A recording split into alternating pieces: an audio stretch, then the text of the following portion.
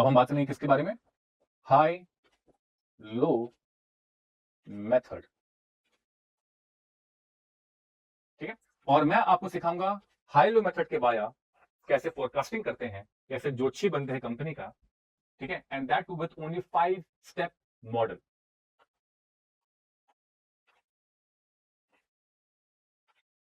ठीक है, चलो be with me. Step number 1, and that is to identify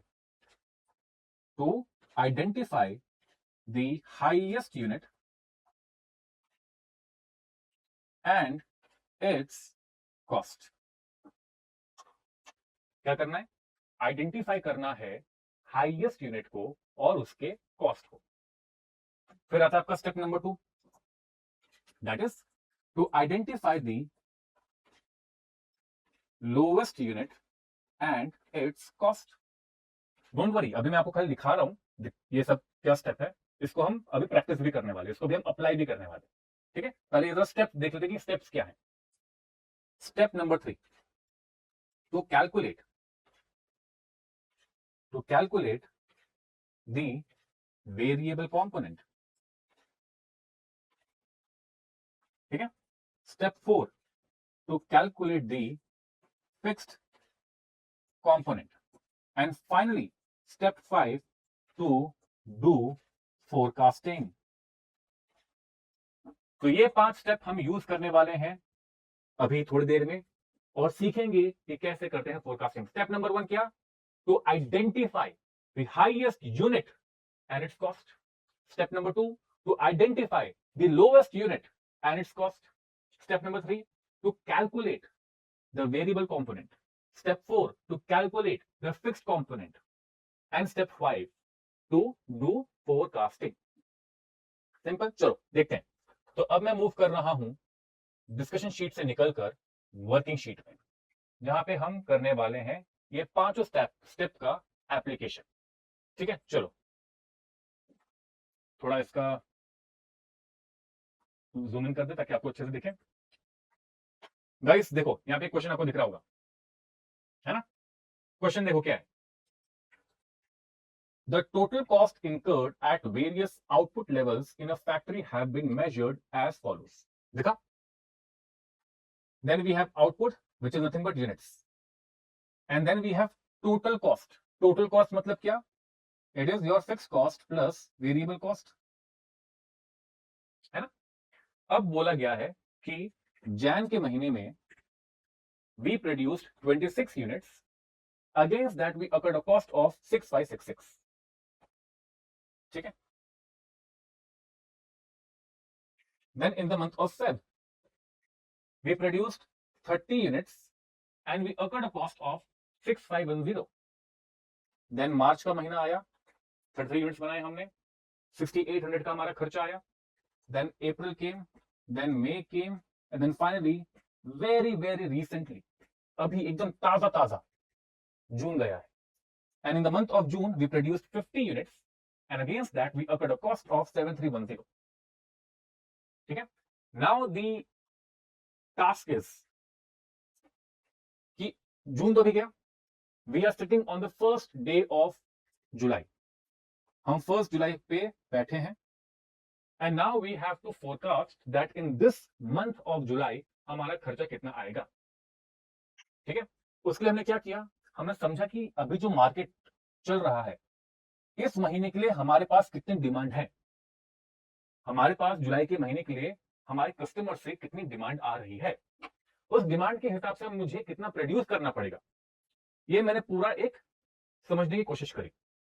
ठीक है, so now as per the demand which is coming from the market, what I need to produce in the entire month of July is 75 units।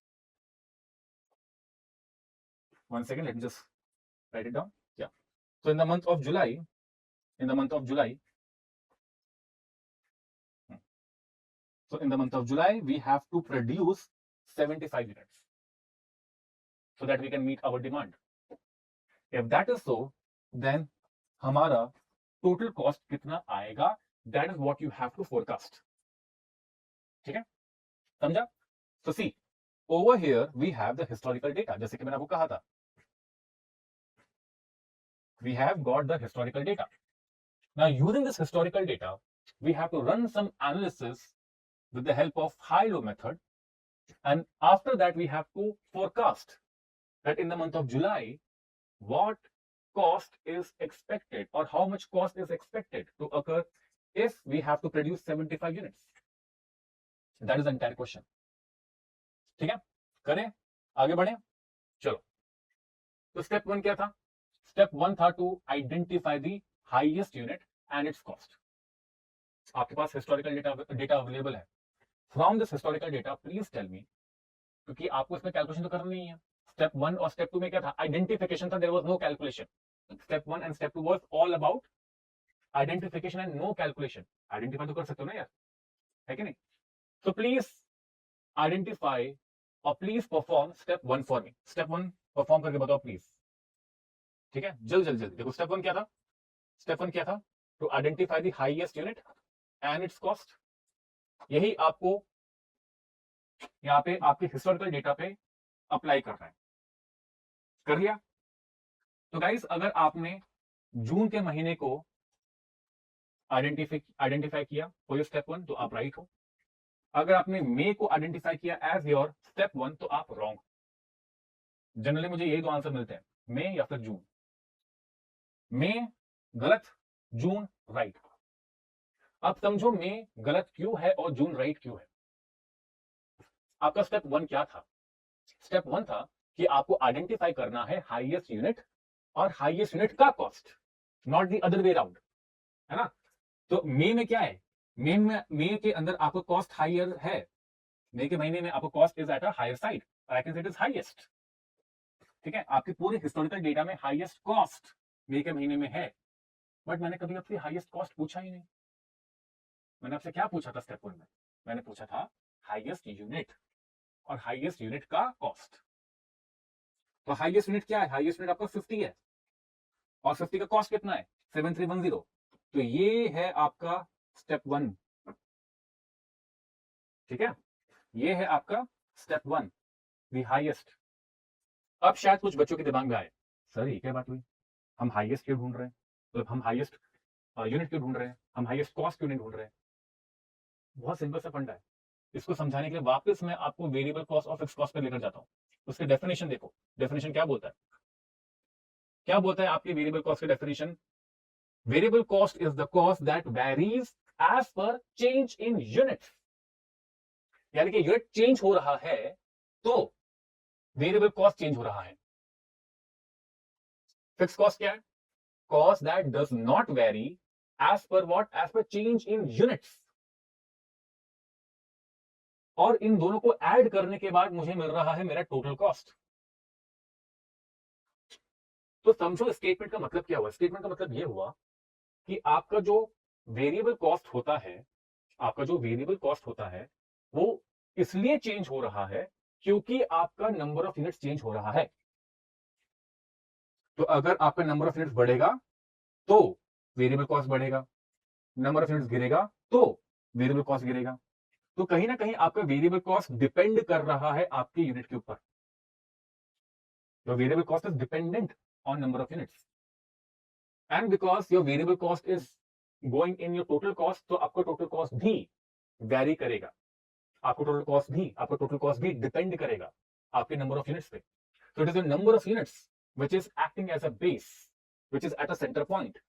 And according to the change in units, your variable cost and thus total cost changes. ठीक है, तो आपका base क्या बनता है? आपका base बनता है आपका नंबर ऑफ यूनिट्स. एंड इसलिए मैं उस बेस के पीछे फोकस हूं. तो मैंने क्या आइडेंटिफाई किया? The month of June is my highest side, 50 is the highest unit and उसका कॉस्ट. Step number 2, identify the lowest unit and its cost, which is the month of Jan. तो देखो step 1, step 2 हो गए. We have got the highest, we have got the lowest, and now it's time to perform step number 3.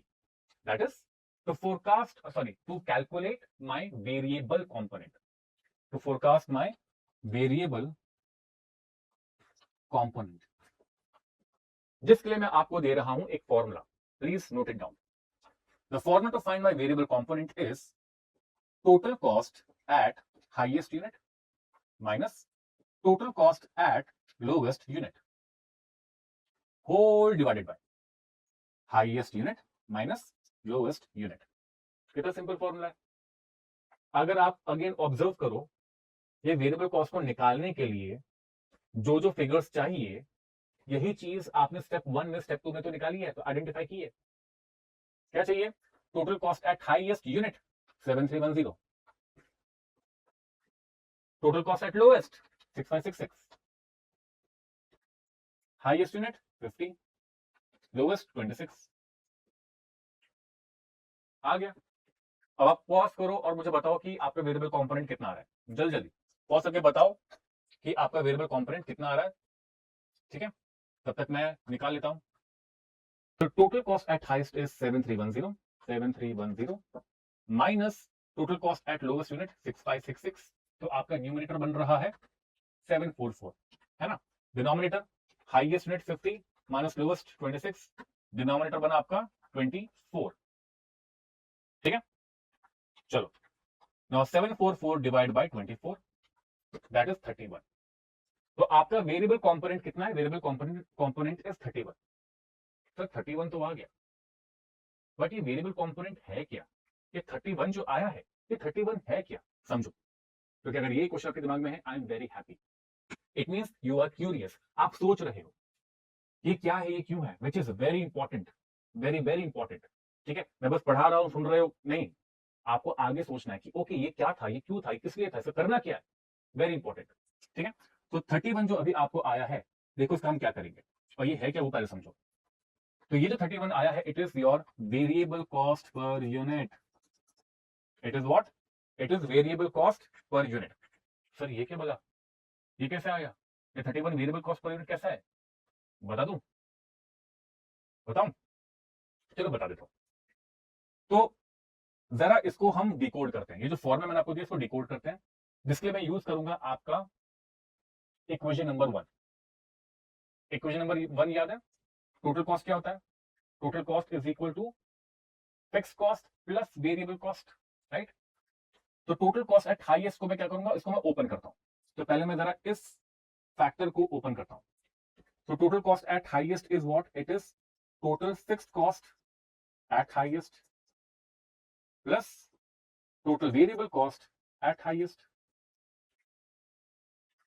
है कि नहीं? कुछ नहीं किया, इक्वेशन 1 लगा दिया कि total cost is equal to fix cost plus variable cost, वो लगा दिया। अब चूंकि ये हाईएस्ट यूनिट का है, तो मैंने वो लगा दिया कि हाईएस्ट यूनिट का फिक्स कॉस्ट है, हाईएस्ट यूनिट का वेरिएबल कॉस्ट है, minus same total cost at lowest unit. इसको भी सेम इक्वेशन से मैं ओपन कर देता हूं। तो total fix cost at lowest unit plus total variable cost at lowest unit, ये बन गया आपका न्यूमरेटर। ठीक है, अब इसको थोड़ा आगे और सॉल्व करते हैं। तो इसको अगर मैं आगे सॉल्व करने जाऊं, मैं जरा ये ब्रैकेट हटा दूं, तो समझो माइनस अंदर plus, plus minus minus, minus plus is equal to minus. तो आपका न्यूमरेटर क्या बन गया? Total fix cost at highest unit plus total variable cost at highest unit minus total fix cost at lowest unit minus total variable cost at lowest unit. अब अगर आपको fix cost समझा हो, तो fix cost at highest, fix cost at lowest, the amount is same. हमने किया था, है कि नहीं? हमने एग्जांपल में देखा भी था कि मैं 0 बनाऊं तो भी 1 लाख का मेरा रेंट कॉस्ट था, मैं 10,000 बनाऊं तो भी 1 लाख का रेंट कॉस्ट था, 1 लाख कांस्टेंट था, it was not changing, right. तो even in this question whether I'm at my highest level of production or at the lowest, the amount of fixed cost will be same and they are cancelling each other out, plus minus. Okay, तो क्या बचा? Total variable cost at highest unit minus total variable cost at lowest unit, ये बचा। ठीक है, and we know that the variable cost it changes, at highest it is different, at lowest it is different, the amount is different. तो ये आपस में cancel out नहीं होंगे। तो न्यूमरेटर अल्टीमेटली क्या बन जाएगा? The numerator will be total variable cost at highest minus total variable cost at lowest, minus हो रहे हैं, दोनों का डिफरेंस आ रहा है, that is change in your total variable cost. It is change in your total variable cost. ठीक है, अब डिनोमिनेटर पे आते हैं। डिनोमिनेटर क्या है? Highest unit minus lowest unit, highest unit minus lowest unit, दोनों का difference which is again change in units. ठीक है, and your total variable cost upon number of units is nothing but variable cost per unit. और ये भी आपको पता है कैसे, अगेन मैं आपको दिखा दूं। ये इक्वेशन 2 में आपने देखा हुआ है, देखो इक्वेशन 2 देखो। इक्वेशन 2 क्या है? Total variable cost is equal two variable cost per unit into number of units. इसको मैं थोड़ा सा मॉडिफाई कर सकता हूं। क्या करूंगा मैं? अपने नंबर ऑफ यूनिट्स को इक्वेशन की ये साइड लेकर जाता हूं, यहाँ पे मल्टीप्लाई हो रहा है, वहां जाके डिवाइड हो जाएगा, तो ये हो जाएगा total variable cost divide by number of units that is equal two variable cost per unit. यही तो हुआ अभी, यही तो हुआ अभी। ठीक है, तो टोटल वेरिएबल कॉस्ट और change in total variable cost upon change in units is my variable cost per unit, and that is what my 31 is, that is what my variable component is. ठीक है, चलो with that we are done with step number 3। आगे बढ़ते हैं step number 4 की तरफ।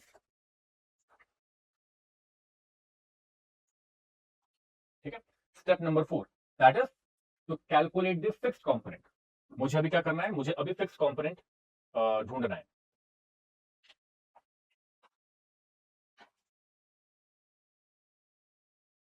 So now I have to find fixed cost at highest unit। अब आप समझो, आप हाईएस्ट यूनिट पे फिक्स कॉस्ट ढूंढो चाहे लोवेस्ट पे, सेम आएगा। तो जो मैं अभी आपको तरीका बता रहा हूं, मैं फिलहाल हाईएस्ट पे सॉल्व कर रहा हूं टू शो यू कि इसको निकालते कैसे। वो देखने के बाद, वो सीखने के बाद आप अपने साइड से लोवेस्ट पे निकालने का ट्राई करना। ठीक है, चलो now we have to find fixed cost at the highest unit. For that I will use my equation number 3। ठीक है, समझो, I have to find fixed cost at the highest unit, और हाईएस्ट कितना है? Highest is 50, right? So I have to find my fixed cost at 50 units. And ये निकालने के लिए मैं क्या करने वाला हूं? मैं इक्वेशन 3 यूज करने वाला हूं। इक्वेशन 3 क्या था? Total cost is equal to total fix cost plus variable cost per unit into units. यही था। तो क्या at 50 units, at 50 units, do I know my total cost? At 50 units, do I know my total cost? Yes, I know. It is 7310. It is 7310. Do I know my total fixed cost? No, I don't. ये तो मैं ढूंढ रहा हूं फिलहाल। Do I know my variable cost per unit? Yes. Now after step 3, I know it. It is 31. Do I know my number of units at highest? Yes, it is 50. It is 50. तो अब अगर आप ये पूरा equation देखो तो आपके पास सारे फिगर्स अवेलेबल हैं सिवाय टोटल फिक्स कॉस्ट के। तो अगर आप इसको थोड़ा ट्वीक करोगे इक्वेशन को, if you tweak this equation a bit, आपको बैलेंसिंग आउट होकर आंसर मिल जाएगा। ठीक है, तो total fix cost is equal to what? Equation थोड़ा आगे पीछे करके करो, क्या बनता है ये? Total cost minus variable cost per unit into unit. ठीक है, कुछ नहीं किया, ये दो को इक्वेशन के ये साइड ले गया, क्योंकि यहां पे प्लस था तो माइनस हो गए। इतना ही किया मैंने। ठीक है, सो 7310 minus 31 into 50। So my fixed cost at highest unit is 5760. Now pause the video and attempt to find the fixed cost at the lowest with the same approach. And then I will do it and you can just cross check it. Okay? Now I am finding my fixed cost at lowest unit, which is 26.